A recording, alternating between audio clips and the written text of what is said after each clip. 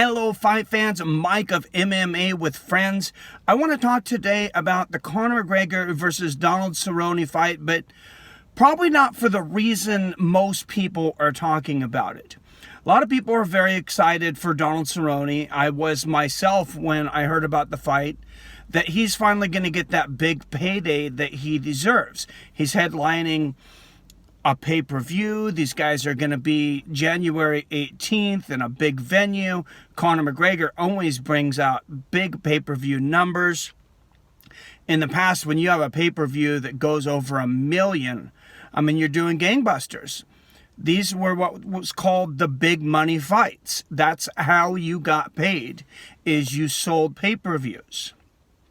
Well, recently, you guys remember when Daniel Cormier was in the cage after winning and Brock Lesnar came in and pushed him in the cage. A lot of people were upset about it. Some people were excited maybe to see the fight, but everybody realized it was probably going to be a big money fight. It was going to be one of those fights that sold a lot of pay-per-views. I mean, the rule is, Connor McGregor, Brock Lesnar, Ronda Rousey back in the day, and probably in that order. Then maybe next GSP is in there. If you don't have one of those four names, it gets more difficult to hit that million by magical number. But the deal is now with ESPN, Brock Lesnar backed out of that deal.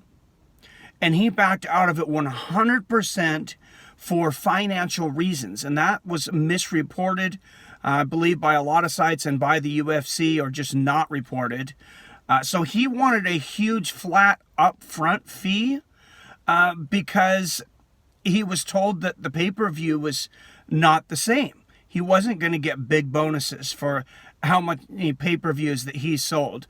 So it really wasn't real financially lucrative for Brock Lesnar to take that fight. That's the main reason that he did not fight Daniel Cormier. Now, Donald Cerrone, the company guy, he's fought 5 times in the last year. I believe it's like his 5th or 6th time in his career he's had that pace.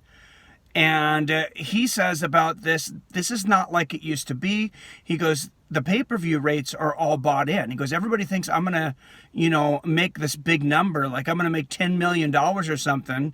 And he says, yeah, Connor will get paid. I might get a little bump, which I hope he gets more than a little bump. But ESPN paying for these pay-per-views, they're steadying it out.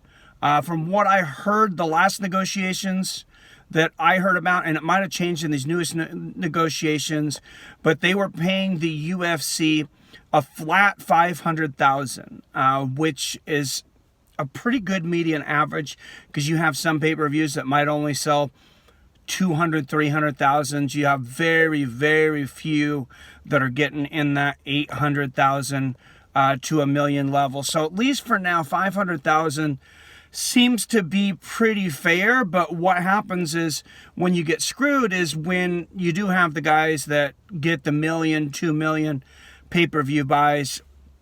They're not getting those big paychecks. And of course, Connor McGregor, they really want him to come back. So his contract is what his contract is. He's getting big paydays. I don't know exactly what his contract is. Probably not very many people do outside of him, his manager, and Dana White. But that's what Donald Cerrone said, He says, people don't understand. We have contracts.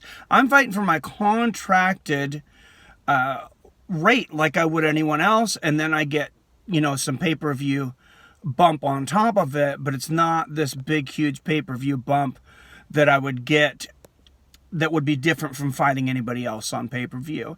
And then what was really surprising is Donald Cerrone, like I said, the company guy, fight anyone, anytime, anywhere. He said that all roads lead to a fighters union. Take that for what you will.